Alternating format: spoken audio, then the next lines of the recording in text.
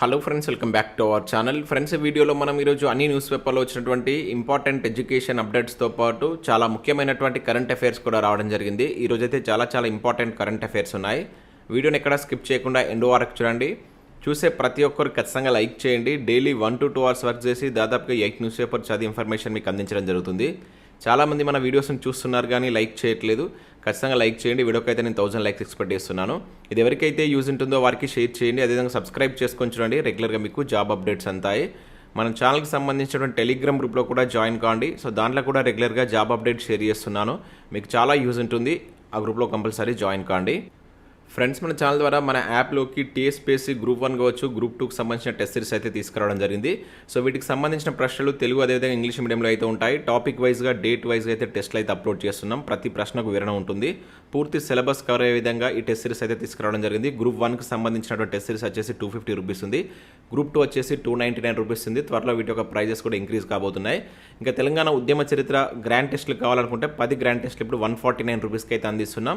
So ప్రతి ప్రశ్నకు దీంట్లో వివరణ ఉంటుంది. ఫుల్ వీడియో కోర్స్ కూడా దీంతో వస్తుంది. దాంతోపాటు హ్యాండ్ రైటింగ్ నోట్స్ కూడా ఇవ్వడం జరుగుతుంది. ప్రశ్నలు తెలుగు అదేవిధంగా ఇంగ్లీష్ మీడియంలో ఉంటాయి.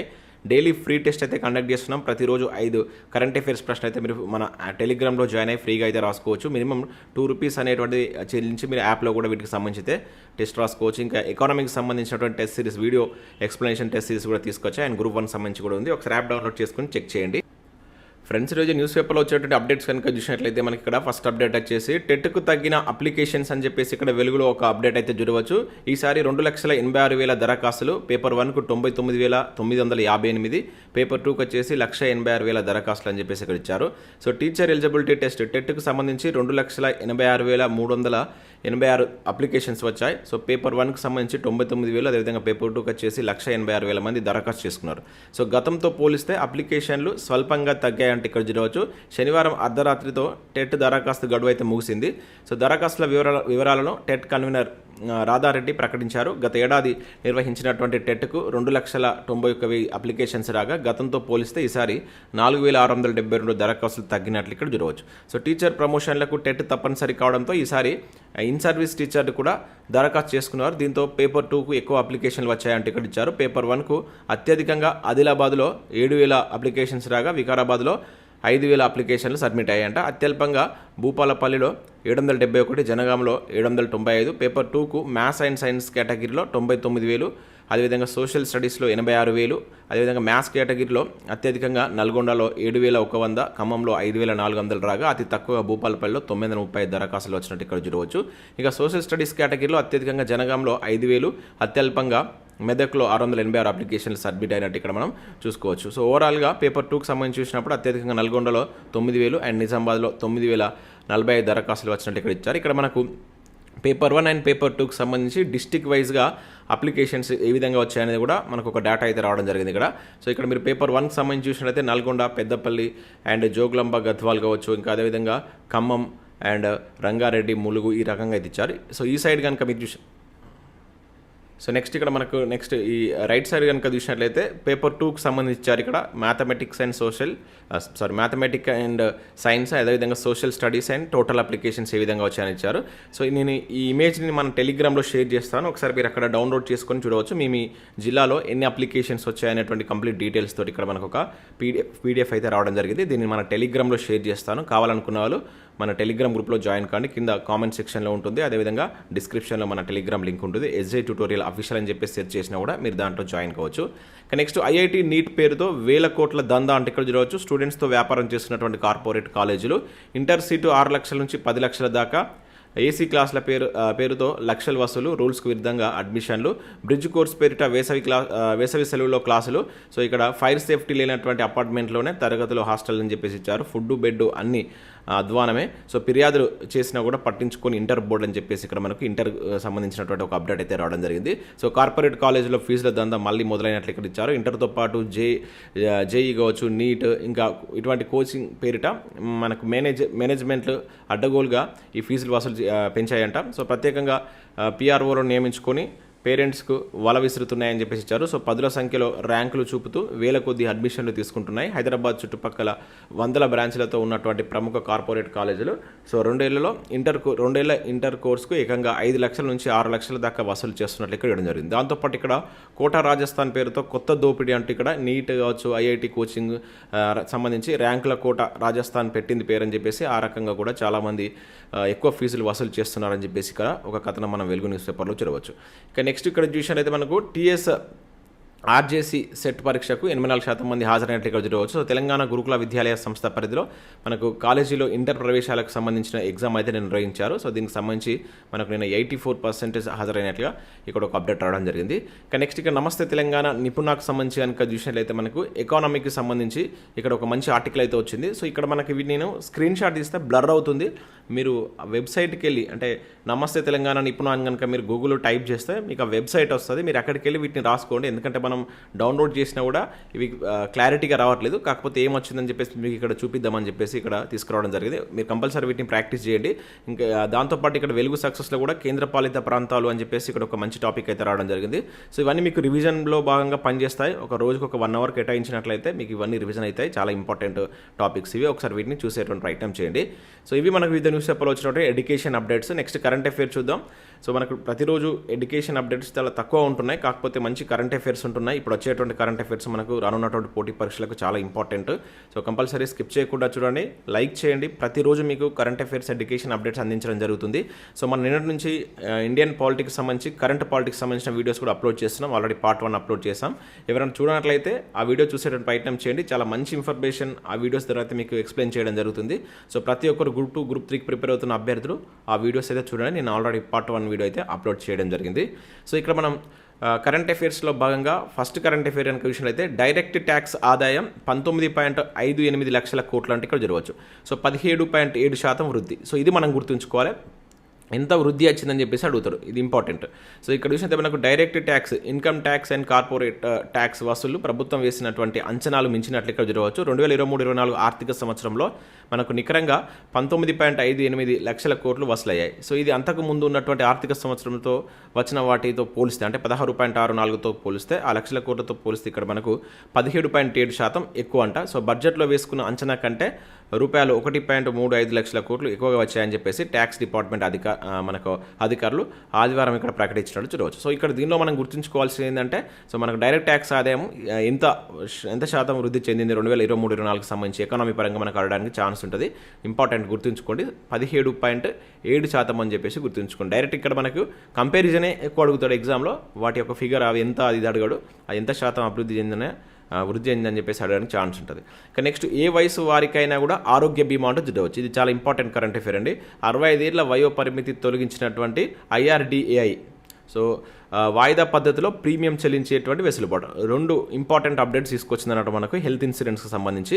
సో ఇక్కడ చూసినట్టయితే కొత్తగా ఆరోగ్య బీమా తీసుకునేందుకున్నటువంటి 65 ఏళ్ల వయో పరిమితిని insurance regulatory and development authority of India, దాన్ని మనం IRDAI అని చెప్పేసి పిలుస్తాం, దీన్ని తొలగించిందనమాట. ఇక నుంచి ఏ వయసు వారైనా కూడా హెల్త్ ఇన్సూరెన్స్ పాలసీలు తీసుకోవచ్చు అని స్పష్టం చేసింది. సో ఇంతకాలం 65 ఏళ్ళు దాటినటువంటి వారు మాత్రమే ఇన్సూరెన్స్ వాళ్ళు అంటే 65 ఇయర్స్ దాటితే ఇవి తీసుకునేందుకు వీలుండేది కాదు. ఈ నిబంధనను ఇప్పుడు మనకు ఇటీవల IRDAI తొలగించి దానికి సంబంధించిన గెజిట్ అయితే జారీ చేసింది.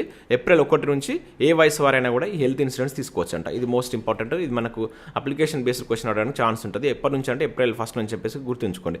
ఇక దాంతోపాటు ఆరోగ్య సమస్యలు ఉన్నా కూడా సో ఏవైనా దీర్ఘకాలిక ఆరోగ్య సమస్యలు ఉన్నా కూడా వాళ్ళకు కూడా ఛాన్స్ ఇస్తుంది. లైక్ ఏంటంటే ఈ క్యాన్సర్ కావచ్చు, ఎయిడ్స్ కావచ్చు, గుండె జబ్బులు వంటి సమస్యలు ఉన్న వారికి కూడా కంపెనీలు హెల్త్ ఇన్సూరెన్స్ పాలసీలు ఇచ్చేవి కావు. కాగా ఇన్సూరెన్స్ ప్రీమియం మొత్తాన్ని వాయిదాల పద్ధతిలో చెల్లించే అవకాశం కూడా పాలసీదారులకు ఇవ్వాలని చెప్పేసి IRDAI ఆదేశించినట్టు ఇక్కడ చూడవచ్చు. సో ఇంపార్టెంట్ సంస్కరణలు తీసుకొచ్చింది.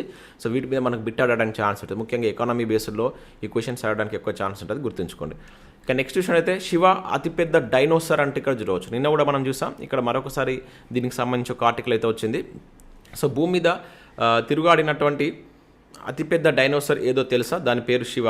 అదేంటి డైనోసర్ అంటూ హిందూ దేవుడు శివుడి పేరు చెప్తున్నారేంటి అంటే ఇక్కడ ఇచ్చారు అని కోపం తెచ్చుకోవద్దని చెప్పేసి ఇక్కడ ఇవ్వడం జరిగింది. ఇది నిజమే, భూమి మీద జీవించినటువంటి అతిపెద్ద స్వర్పం శిలాజాలను మన దేశంలో కనుగొన్నటువంటి శాస్త్రవేత్తలు శివుడి మెడలో ఉండేటువంటి స్వర్పం వాసుకి పేరు దానికి పెట్టినటువంటి సంగతి తెలిసిందే. ఇప్పుడు అసలు ఆ శివుడి పేరిట ఉన్నటువంటి ఆ భారీ డైనోసార్ సంగతి ఏంటో తెలుసుకుందామని చెప్పేసి ఇక్కడ ఇచ్చారు. ఇక్కడ చూసినట్టయితే మనకు కొన్ని నెలల కిందట అర్జెంటీనా పశ్చిమ ప్రాంతంలో పరిశోధన చేస్తున్నటువంటి శాస్త్రవేత్తలు ఇప్పటి వరకు గుర్తించిన అన్ని డైనోసార్ల కంటే పెద్దదైనటువంటి కొత్త రకం డైనోసార్ శిలాజాలను అయితే గుర్తించారు. సో దాన్ని అత్యంత పొడవైనటువంటి మెడతో ఉండేటువంటి శాకాహార సారోపాడ్ డైనోసార్ జాతికి చెందిన ఉపజాతిగా తేల్చారంట.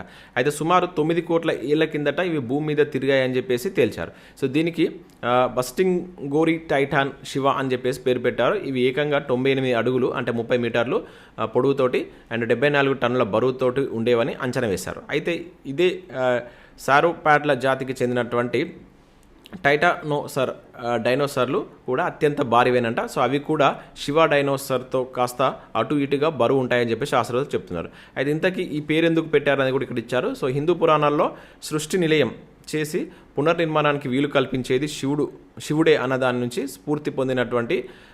స్ఫూర్తి పొంది ఈ అతి భారీ డైనోసార్కు శివుడి పేరు పెట్టామని పరిశోధకుడి నేతృత్వంలో వహించినటువంటి మరియా సియోన్ తెలిపినట్టు ఇక్కడ చూడవచ్చు. ఇక తన పొలంలో అతి భారీ ఎముక శిలాజాలు గుర్తించిన సమాచారం ఇచ్చినటువంటి రైతు మాన్యుయల్ బస్టింగోరి పేరును దానికి జోడించినట్టు వివరించారనమాట. అతని పేరు అండ్ అదేవిధంగా శివుని పేరు కలిపి ఇక్కడ మనకు దాని పేరు పెట్టారు. ఇది గుర్తుంచుకోండి. ఇది మనకు ఇటీవల వార్తల్లో ఎక్కువగా వైరల్ అవుతున్నటువంటి న్యూస్, గుర్తుంచుకోండి.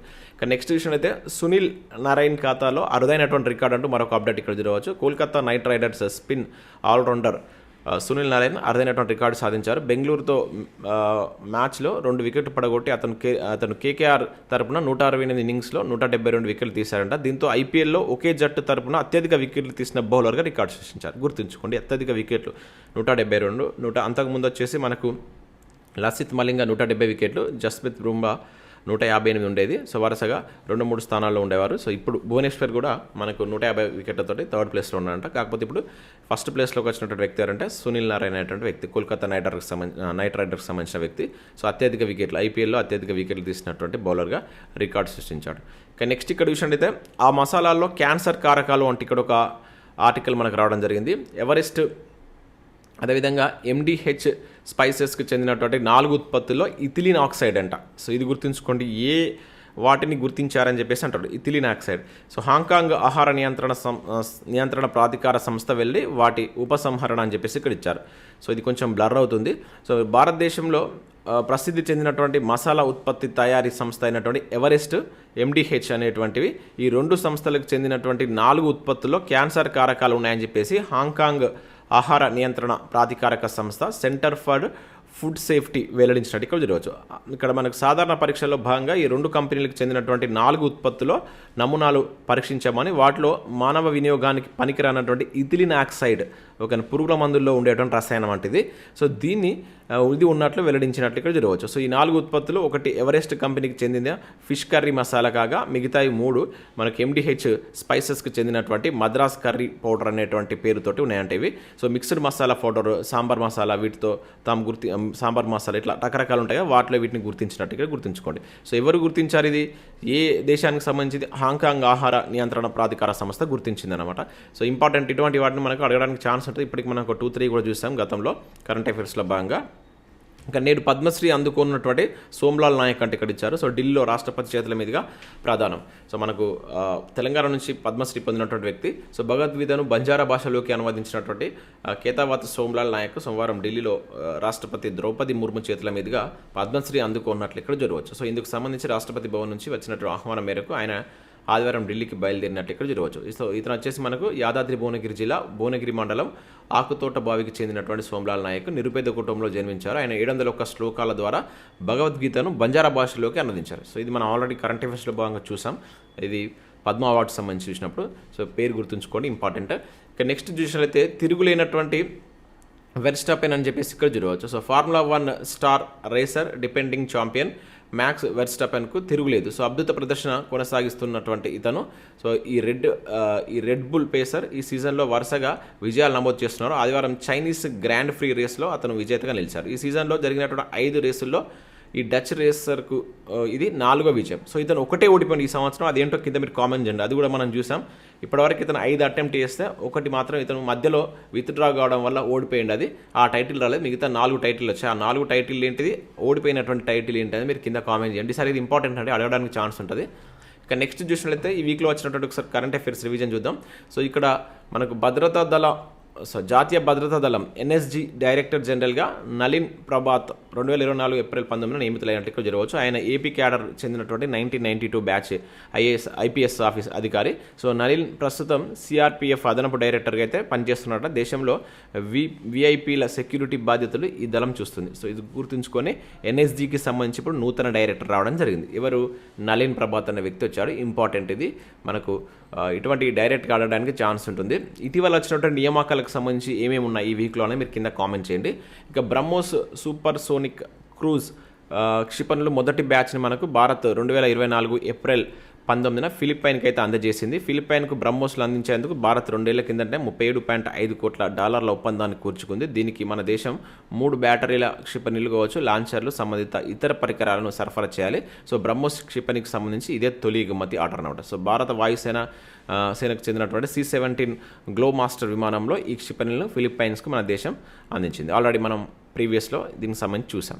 ఇక నెక్స్ట్ అనంత టెక్నాలజీ వ్యవస్థాపకుడైనటువంటి చైర్మన్ డైరెక్టర్ పావులూరి సుబ్బారావుకు aeronautical society of India award అనేటువంటి ఇక్కడ రావడం జరిగింది. సో 2024 ఏప్రిల్ 17 మనకు ఆర్యభట్ట అవార్డుతో దీన్ని సత్కరించారు. మోస్ట్ ఇంపార్టెంట్, ఆర్యభట్ట అవార్డు ఎవరికి వచ్చిందని చెప్పేసి నేరుగా అడగవచ్చు. సో దీనికి సంబంధించి మనం ఆల్రెడీ ప్రీవియస్లో చూసాం. సో గుర్తుంచుకోండి, ఇది ఏరోనాటిక్స్ రంగంలో విశేష సేవలు అందించిన వారికి ఇచ్చేటువంటి అవార్డే మనకు ఆర్యభట్ట. సో ఇక్కడ ఈనాడు ప్రజలకు సంబంధించి కూడా మనకి ఈరోజు చాలా మంచి ఆర్టికల్స్ వచ్చాయి. తెలంగాణలో వివిధ ఆశ్రిత కులాలు ఉంటాయి కదా, ఇక్కడ నుంచి మీకు 100% బిట్ ఉంటుంది. ప్రతి ఎగ్జామ్లో ఆశ్రిత కులాలకు సంబంధించిన బిట్ అయితే వస్తుంది. ఇక దాంతోపాటు తెలుగు మెథడాలజీకి సంబంధించినటువంటి ఇన్ఫర్మేషన్ కూడా ఇక్కడ ఇచ్చారు. వీటిని మీరు డౌన్లోడ్ చేసుకొని చూసేటువంటి ప్రయత్నం చేయండి. సో ఇవి మనకు వివిధ న్యూస్ పేపర్లో వచ్చినటువంటి ఎడ్యుకేషన్ అప్డేట్స్, అదేవిధంగా కరెంట్ అఫైర్స్. వీడియో నచ్చినట్లయితే లైక్ చేసి మీ మిత్రులకు షేర్ చేయండి. మన టెలిగ్రామ్లో జాయిన్ కానీ టెట్ అప్లికేషన్ సంబంధించినటువంటి దీన్ని మీకు దాంట్లో షేర్ చేస్తాను. అండ్ దాంతోపాటు మన యాప్ను డౌన్లోడ్ చేసుకోండి. మీకు చాలా తక్కువ ప్రైజెస్లో మనం గ్రూప్ 2 కావచ్చు, గ్రూప్ 1కి సంబంధించి ఇంక ఇతర వీడియో కోర్సెస్, క్లాసెస్, సబ్జెక్ట్ వైజ్గా క్లాసెస్ కావచ్చు, సబ్జెక్ట్ వైజ్ టెస్ట్ సిరీస్, ఇట్లా చాలా కోర్సెస్ మన యాప్లో అయితే ఉన్నాయి. మీరు ఒకసారి యాప్ డౌన్లోడ్ చేసుకొని చెక్ చేసిన తర్వాత నచ్చితే దానికి సంబంధించిన టెస్ట్ సిరీస్ అయితే తీసుకోండి. Thanks for watching. Thank you.